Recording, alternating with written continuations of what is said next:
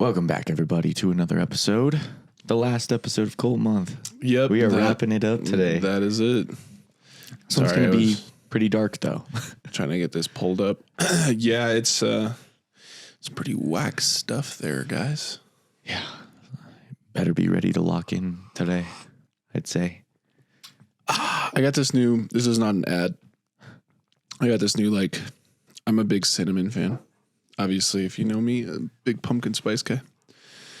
I got this Cinnamon Toast Crunch coffee. It's pretty gas. Does it taste like Cinnamon Toast Crunch? Yeah, I mean, in or is a way, it just cinnamon? It's just like super cinnamon-y, but it's not like my usual go-to when it comes to like our Keurig pods is the Cinnabon like coffee pods. Mm-hmm. And so this is a bit more, I would say, intense than that. But it's good. I mean, I like it. Hope you guys have been enjoying Cult Month. It's been a wild ride. Yes. And we're on the conclusion here. Mm-hmm. And I do want to say, if you guys have been enjoying Cult Month, or I guess a themed month like this, let us know if you want us to do something like this again in the future. We could do maybe like a movie thing where like we talk about Movie Mondays. Not necessarily that, but yeah, something kind of like that. Yeah. I would say where like each episode is dedicated to a movie or something, and in the franchise or something like that. And yeah, I don't know, could be fun, but just let us know if you guys enjoy this or you want more cults. I mean, we could do a Cult Month next season too. So I mean, there's cults all over the place. Plenty to talk about. There's a lot. These are pretty intense ones. The other ones are not so horrible. I mean, there's definitely some crazy ones. I actually just read about one, the fall harvest cult or something, or the red harvest cult or something like that. In Alabama. I'm obviously getting this wrong, but it's something like that. And it was this guy who, I guess he convinced everybody in this small town that he was instead of like the reincarnation of like Jesus, he was saying that he was the reincarnation of Satan, and that I guess all these people in the town believed him. So they would go to these like rituals late at night, and they would actually hold like human sacrifices. Really? Yeah. Like that's a crazy one. That's like as culty as you could probably get. But interesting. Well, cults are crazy, and I say let's recap last episode just for, some new viewers out there. If you haven't listened, you should go listen to Jim Jones Part 1. Yes. It's not too long. Yeah. Pretty good. These are going to be kind of shorter episodes, but it's because we take one story and split them out. This is our first two-parter, so figuring it out, Yeah.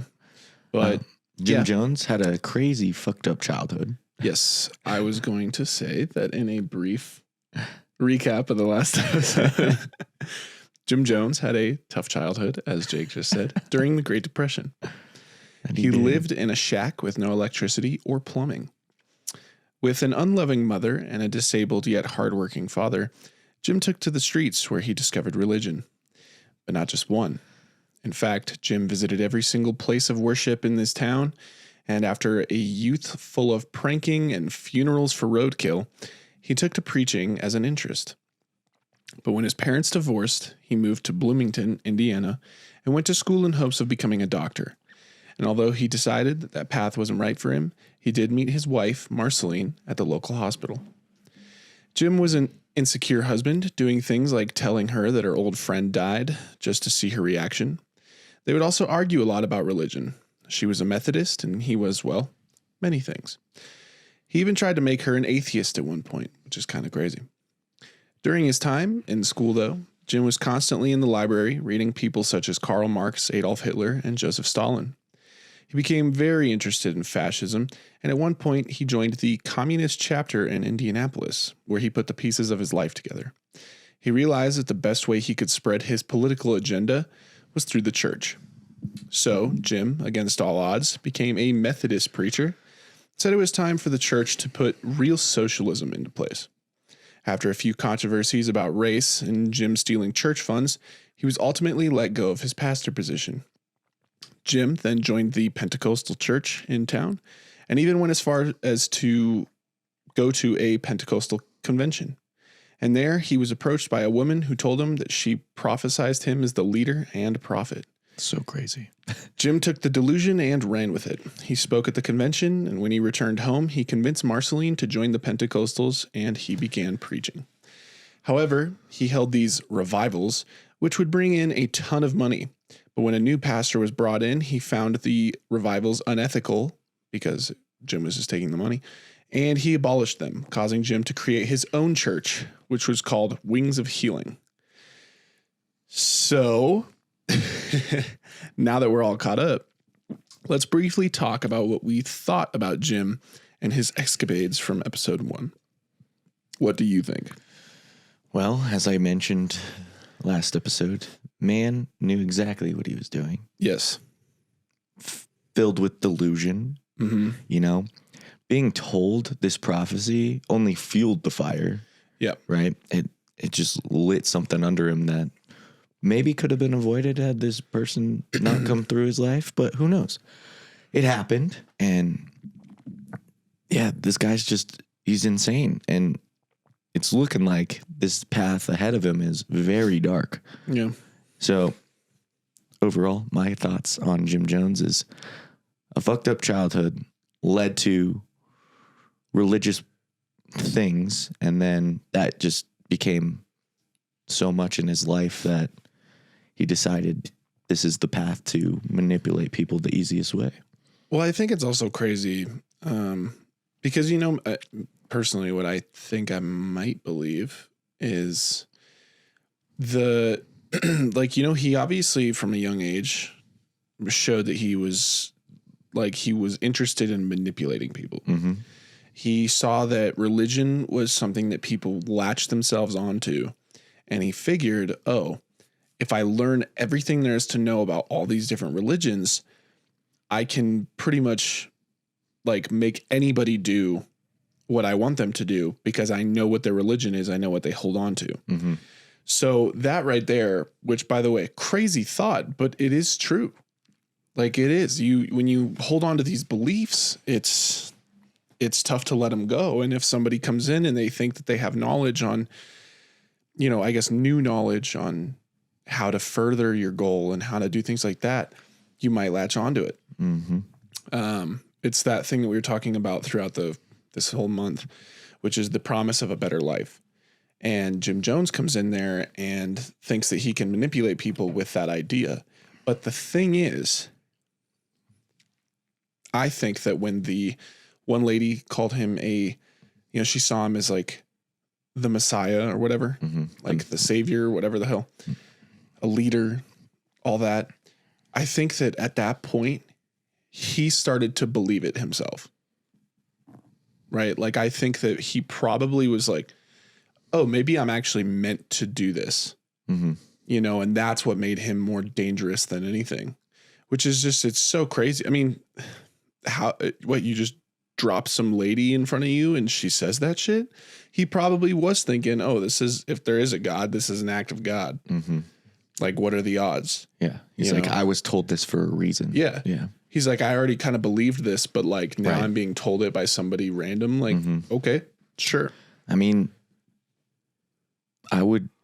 you would have to like take it and think about it for a while, right? It would be the most odd thing in the world. I take things that like just happened to me as, you know, reasons for moving my life forward and putting myself on a different path. I mean, again, what we're doing, you know, with this podcast, it's like we're able to use what you and I have worked like a majority of our lives on. And we get to use that knowledge and create this project of ours and the production company and all that stuff. And it just feels like it's too good to not be true. Right. You know, we've picked this path, but we also were led to this path. And it just feels like other things didn't work out. Exactly. Right. And it feels like, oh, it's just perfect. It's too perfect to not work. And this Jim Jones was probably thinking the same thing. Right. The thing that sucks though is it did work for him. It did work. You know, was there some sort of like higher power that was leading him to that direction? And, you know, I mean, who knows? But regardless, it happened. And yeah, now we're here. So It's some pretty wild stuff, no doubt. it's just interesting to think about. Yeah. You know what I mean? So Yeah, when you put it like, and you take a step back and really look at it in a bigger picture. yeah, it's like, damn it. Yeah. If it wasn't for that lady, and it's the same, like Heaven's Gate. If he didn't meet, if Marshall didn't meet Bonnie at the freaking, was it the hospital or the university or whatever? And she never would have said that to him. Yeah. Right. Those two people who just had this weird like mind, if they never met, who knows what would have happened.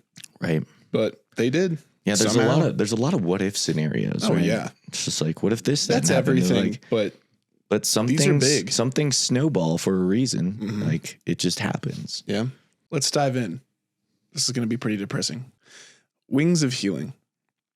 So these healing revivals that Jim put on, he loved them so much because he could see how much it brought people together and increased their faith. Or, as he so lovingly put it, their loyalty.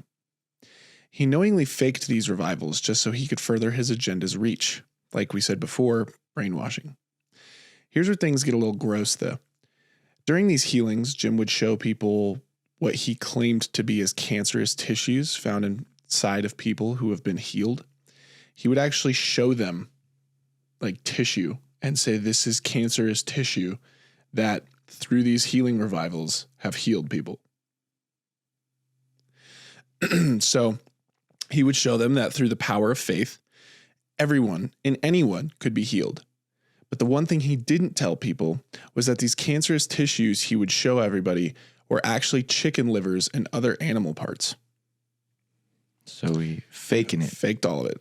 It wasn't until 1955 that Jim actually bought his first church building, which was located in a racially mixed neighborhood in Indianapolis. Within 1 year, he renamed the church People's Temple. Isn't it kind of crazy that he just like was able to just afford a property though?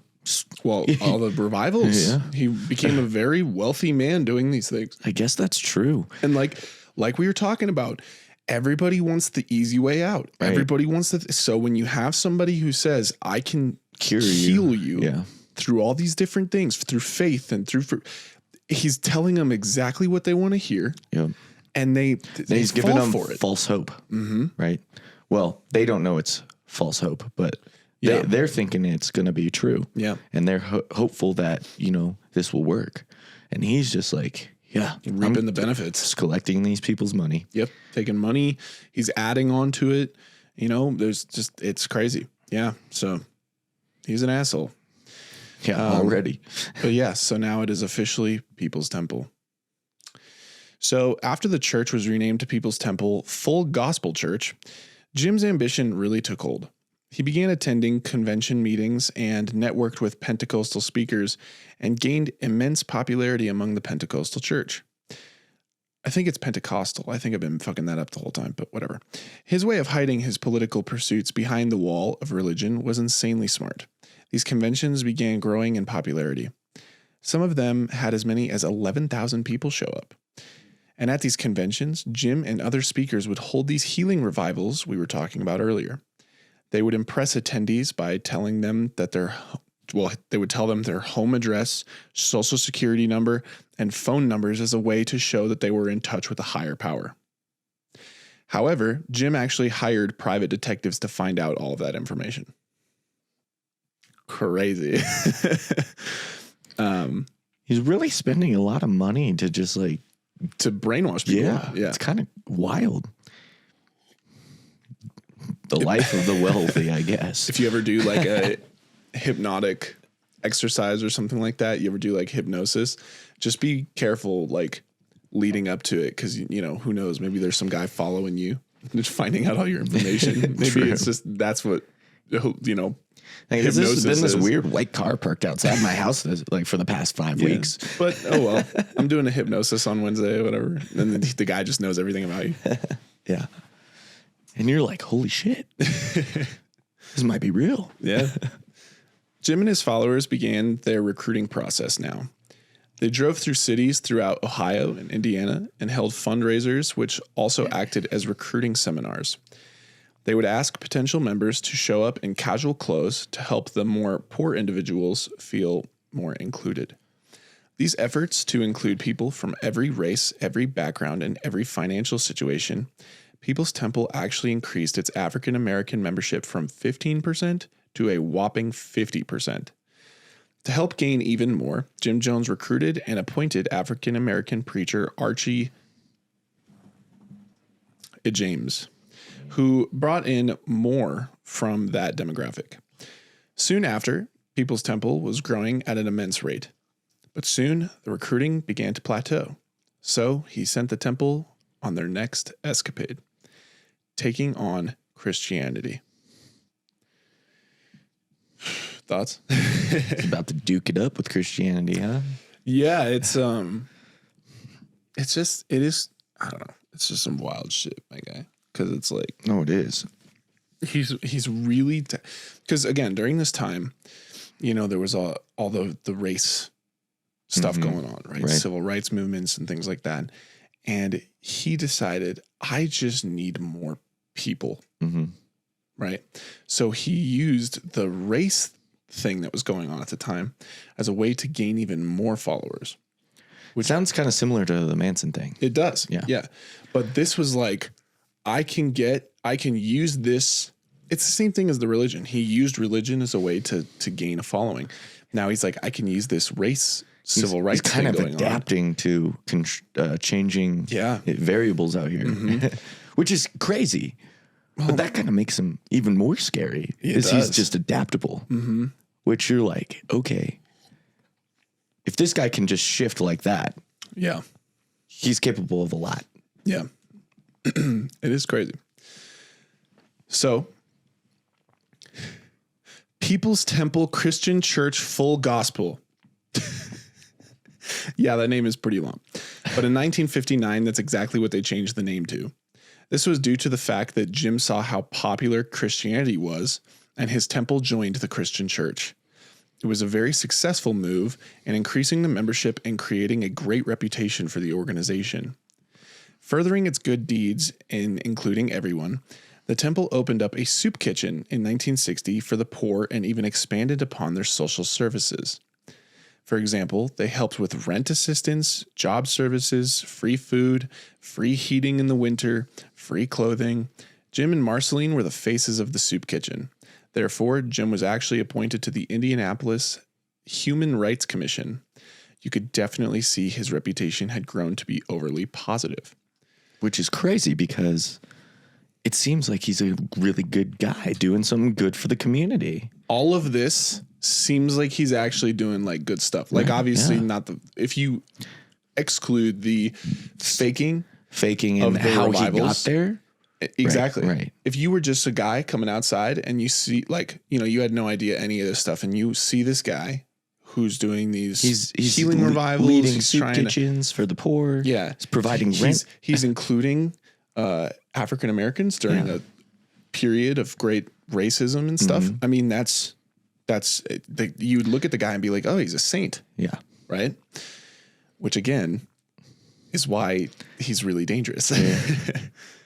Yeah. Behind the scenes and behind like the closed doors, he's a mass manipulator. Exactly. But in the front, he looks like just this nice guy that's doing good for the people. Yeah, it's wild. So then came the real cult-like behavior. Jim began preaching with fiery passion, showcasing his goals and aspirations. He began telling his followers that they should abstain from any sexual activities. That's just such a common theme. He also said if they wanted children, they should just adopt. Interesting.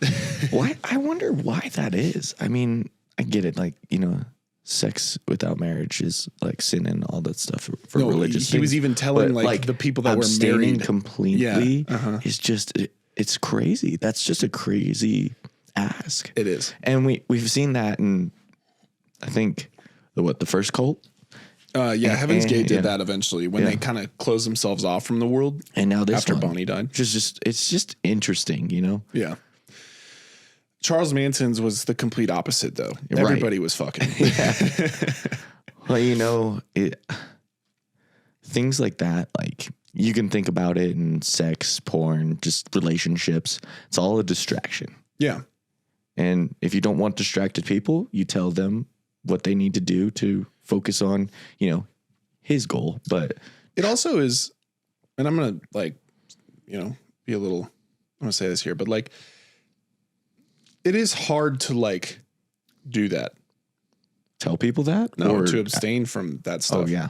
Like, I'm sure some people were probably doing it on the low. Yeah, but I guess what I'm saying is I think the reason why we see that theme in these cults is because it's not an easy thing to do. Right. When you're surrounded by somebody or people that you think are attractive and the human function is I want to mate with that person. Mm-hmm. That's just what we do. We're humans. That's what we're, that's in our DNA is to be oh, we're going to procreate and stuff like that.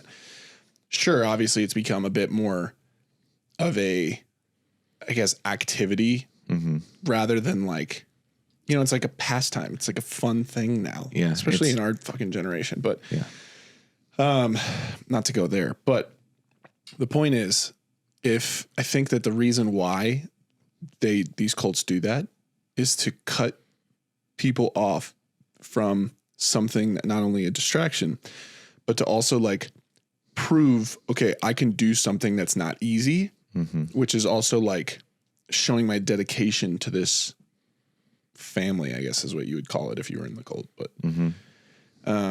that's just kind of my thoughts on that whole thing. Yep. Cool. So during this time, he kept saying a phrase that would eventually become well known to the People's Temple. The phrase was us versus everyone. He would even go so far as to challenge members on their beliefs and commitment in front of everybody, which that is crazy. That's when when we were in football, when I was playing football, there were times when my coach, we would be watching tape and he would randomly call on people and be what did this guy do wrong here? And you'd have to come up with something, you'd have to say what he did. But there were certain times when I'd be I have no idea. There were certain times we just would have no idea. We'd be maybe he didn't step right. Maybe he didn't. And my coach would be wrong. And we were fuck. No, it was always crazy though when he would just randomly call on you and you'd be oh shit. Because public humiliation is tough. Yeah, it is. Mm-hmm. It's it's not a fun thing, getting humiliated in front of people. It's not fun. Yeah. And doing that in front of thousands of people, it's gotta suck. It does have to suck. Yeah. And he's questioning how committed they are to it and stuff. I mean, oof. You probably have people crying and breaking out in tears. Oh, dude. Yeah. Yeah. That's some wild shit. So thanks, Sol. And although People's Temple was part of the Christian church, Jones would attack many verses in the Bible and even use some of them to paint Jesus as a communist. So again, his political views stayed the same. He's just trying to push communism. Mm-hmm. He would also make members of the temple spend Thanksgiving and Christmas with their temple family rather than blood relatives. So kind of a dick. He even called for members to give away their personal material possessions in exchange for the temple to meet their needs. This was Jim's way of having his followers learn to cut off contact and attraction to the outside world. So at this point, things started to become a little bit more. It's give me your car. Pretty much, dude. And he's give me the keys. Well, no. They would just have to give it up. I know. To anybody. They was just, he wouldn't take it. Oh, he's just saying, get rid of your car. Get rid of it. Yeah. And then come here and be with us. He was get rid of your family. That's so wild. Come here and be with us. It was basically if you chose to be in the temple, that's all or nothing. Yeah, right. That's it. Get rid of every item that you ever love, pictures, whatever, car, house, all that stuff, and come be with us. So that's super it started becoming very closed off for sure. Well, 100%. And I think that was one way of probably finding the very dedicated people. Yeah. Right. Well, absolutely. If people are willing to drop everything and still be a part of this, he knows he's got them. Right. Well, another thing too, imagine if you're one of those people and you see other people giving up their possessions and stuff, it might inspire you to do the same. Right. So in 1961, the Christian beliefs were forgotten. This is because Jim explained he had a vision in which Indianapolis and Chicago were destroyed in a nuclear attack. This started shifting the teachings of Christ into viewing Jim Jones as a sort of Messiah type figure due to his supposed visions. Jim explained to his followers that they would need to relocate their organization to somewhere safer. So he traveled down to Brazil for the next 2 years. But after finding that there wasn't enough money, he returned home to find his temple in shambles. Money had faded and people had moved on. He knew that he had to do something fast. So he went back to traveling healing revivals. And sure enough, the temple was back up and running. All it took was those damn healing revivals and people flooded back in. That's so crazy. So he leaves for 2 years. That's a long time to just be gone. Yeah. Leaves for 2 years, goes down to Brazil, tries to see if he can establish something down there. All of a sudden, obviously because he's not there, the temple's just, it got all messed up, right? It's just kind of not being run well. Well, when your leader's not there, of course it's going to fall apart. Right? Exactly. So, yeah, all it took was those traveling healing revivals and boom, you're back. So he informed his people in 1965 that the world would be destroyed by nuclear attacks and that they must move to California for their safety. And so they did. They went to California. A lot of cults in California. Yeah, seems that way. So this is kind of like when it gets really culty, some fucking weird shit. The temple moved in July of 1965 to the Redwood Valley in California. Jim's assistant pastor in Indianapolis, Russell Winberg, noticed the recent distance the temple was making from Christianity. So when Jim made the move, Winberg called for everybody to stay because Jim was not only leaving Indiana, but Christianity as well. About 140 loyal followers traveled with Jim to California while the rest stayed behind. So not that many. But there was a divide then in the temple. And Jim said, screw it, we're going to California. 140 people followed him. So they do say all it takes is 100 people to make you famous. Is that what they say? Do they say that? 100 loyal fans. I know you say that. I think I was told that by somebody at one point in my life. Fair enough.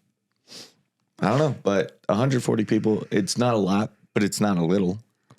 Right? Mm-hmm. It's true. But they're in like the woods now. Yeah. So while in California, Jim used his degree to get a job as a history and government teacher in the nearby town of Ukiah. There, he used his teachings to recruit people to the temple. Obviously. He lectured them on religion and the benefits of Marxism, and he ended up recruiting more than 50 new people to the temple.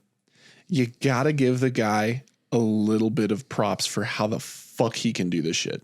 Yeah. It's nuts. He can go teach and then all of a sudden he gets 50 more people.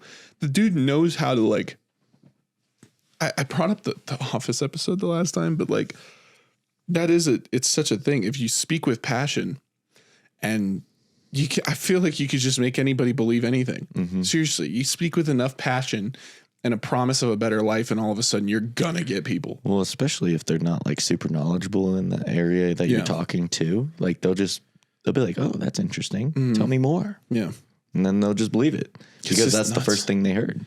It was just nuts. He's just said, he's like, okay, yeah, we're in shambles, but let me go become a teacher. And then I just recruit my entire class. Like, yeah, I know. That is pretty wild. So in 1967, Jones's followers kept in contact with old followers in Indianapolis.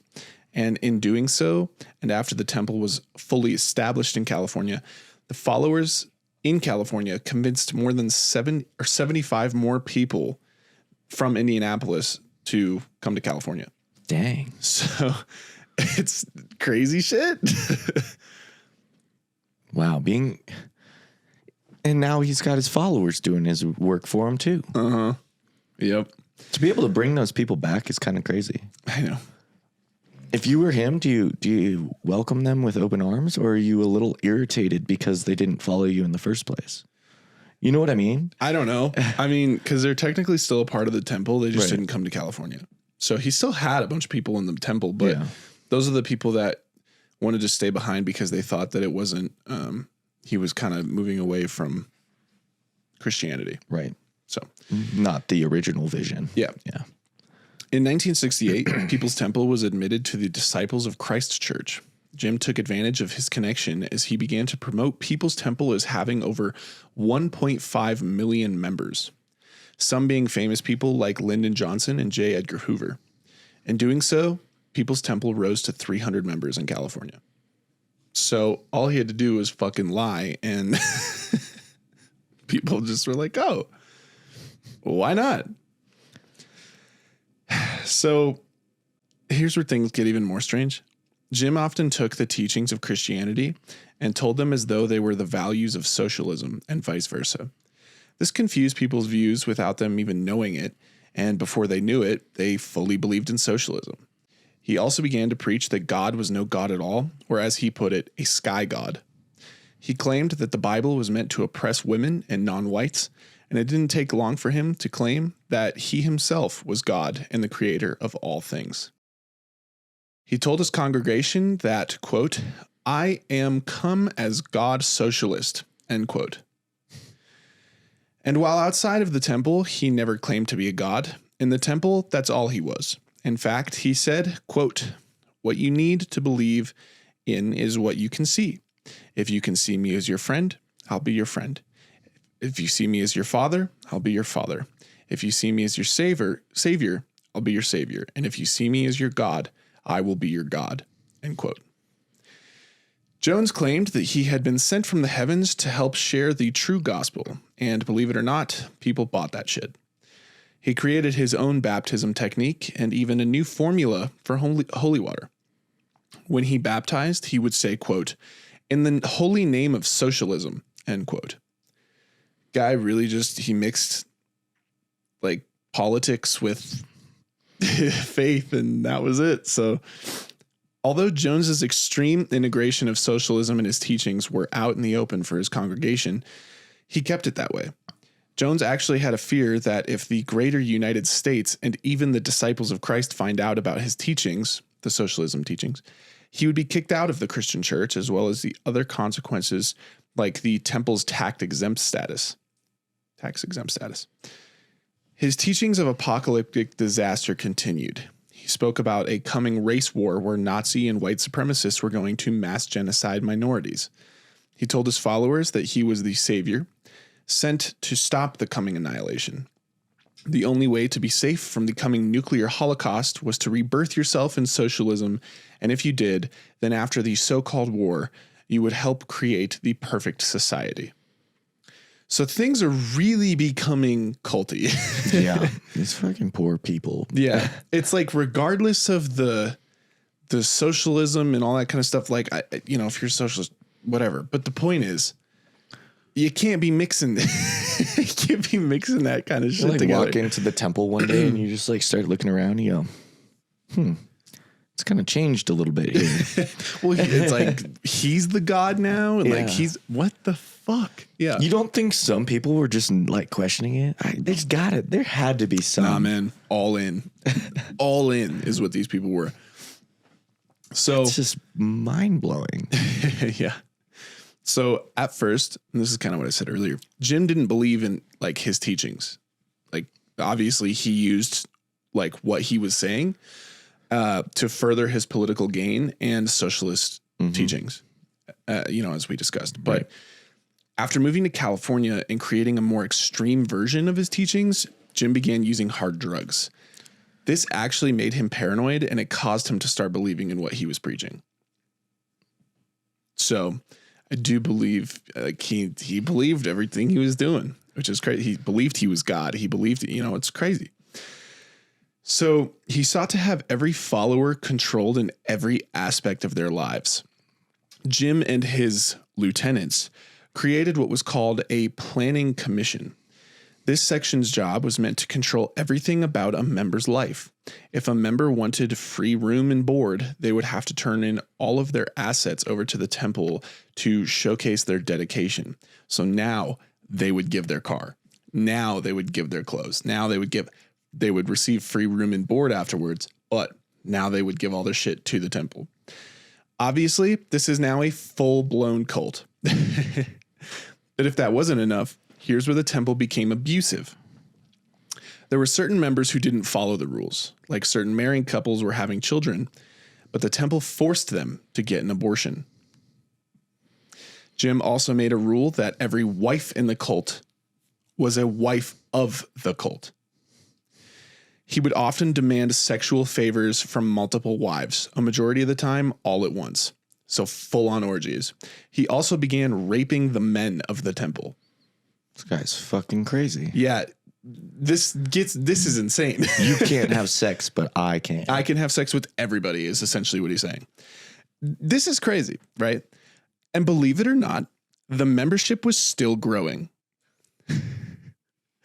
But with this, so came the rebellion within. Jim created a security group armed with rifles and pistols that would walk around the compound, making sure everything was in place. Those who were caught disobeying the rules would be given harder working schedules, less food rations, and even brought to the compound center where they would be publicly humiliated or tortured. Sounds like an episode of The Walking Dead without the zombies. Isn't this crazy? This is like a legit cult. Like when you think about a cult, this is a cult, right? Mm-hmm. Like this is what you would think. And wild shit. So by 1972, the church expanded to more urban areas like Los Angeles and San Francisco. They had called this move a statewide political movement and referred to the compound in Redwood Valley as the Mother Church. This move to expand required more space. The temple grew to around 3,000 members. In California, by the way. Yeah, just in Cali. Mm-hmm. Yeah. In the mid-1970s, the Redwood Valley headquarters relocated to San Francisco to help meet the needs of more required space. When they moved to San Francisco, Jim called for those in Los Angeles to move north to the new headquarters. This guy was really trying to create his own society. Marceline, Jim's wife, can't believe she still married this guy, came out and said that her husband didn't care about religion. He was a political figure that was adopting North Korean tactics of mind control and propaganda. She said, quote, Jim used religion to try to get some people out of the command of religion, end quote. One instance she witnessed was when Jim slammed a Bible on the table and yelled, "I've got to destroy this paper idol." There was another instance in San Francisco where a fire was started at the headquarters. Without evidence of any kind, Jim Jones blamed a local Islam worship group and even sent his guards over to the mosque and threatened them with violence. This was a showcase of his aggression. He then used his encounter and twisted it on its head. He spoke at a rally in California and called for peace between them. He said, quote, "If People's Temple and the Nation of Islam can get along, then anyone can," end quote. This was his way of taking advantage of a fire in his compound and turning it into a positive way. Say what you will about the guy, but he knew exactly how to manipulate and brainwash people. This is a terrifying power to have. And after this, Jones and a number of his followers then moved over to a place where his cult would meet its climactic end. Dun, dun, dun. But once again, he was able to just adjust and adapt to what was going on. Yeah. Jonestown, Guyana. It was 1974, and Jim decided to sign a lease for land in Guyana. The title of the land, People's Temple Agricultural Project, but it was eventually known as Jonestown, named after himself. Jonestown was seen as what Jim dubbed a socialist paradise and a sanctuary from media attacks, which were beginning to call out his temple in California. Tim Carter, a former member of People's Temple, said Jim chose Guyana because the population was primarily black. He went on to say, quote, "It was a place where our black members could live in peace," end quote. It was It was also worth mentioning that Guyana was the only English-speaking country in South America. In 1977, a settlement had been built and hang on. I'm sorry. I need to double check something.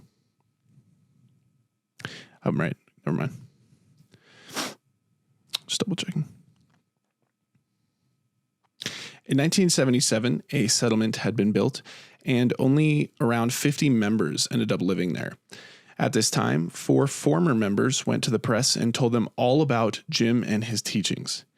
It would have taken Jim, who was still at the San Francisco compound, by surprise.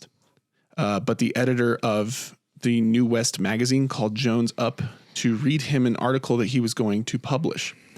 The only reason that she did was due to the immense amount of support by Jones by Jerry Brown, the governor of California. Apparently, while Jim was still on the phone listening to the article, he snapped over to one of his followers and wrote on a piece of paper, "We leave tonight, notify Guyana."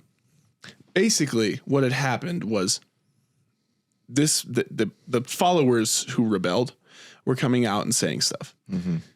It finally got to the New West reporter, and she said, "Hey, I'm going to write this article based on all of the allegations that these people are talking about."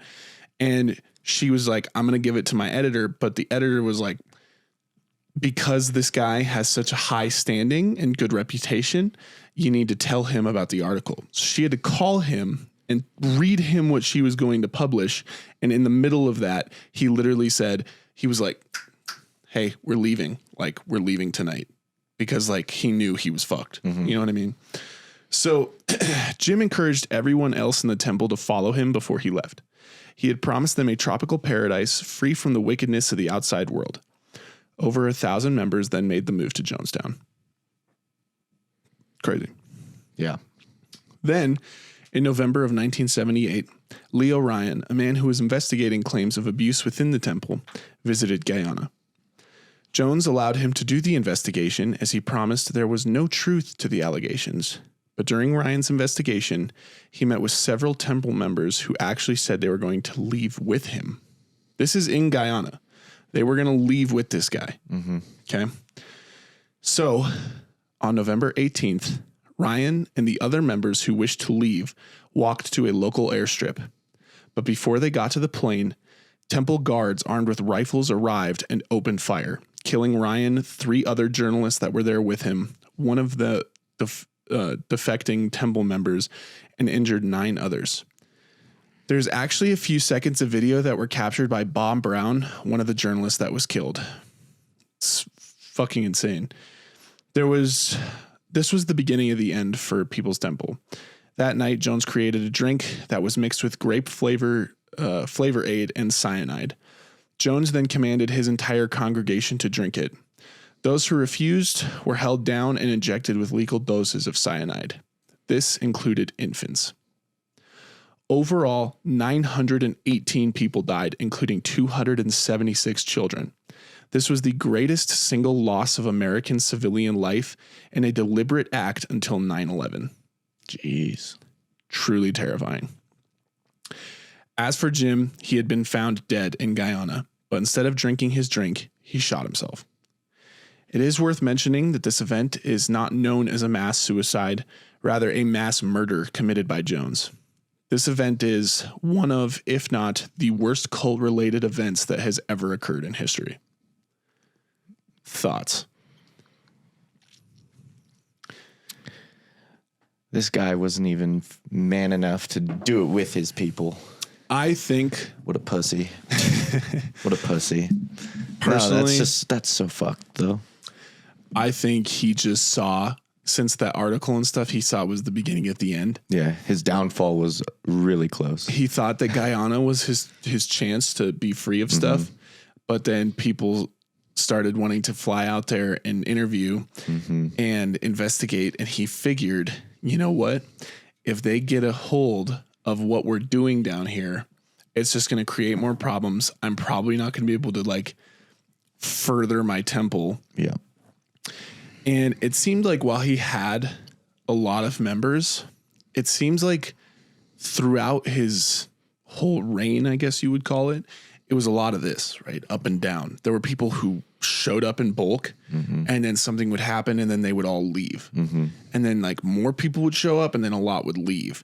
And I think he was doing weird shit. Yeah.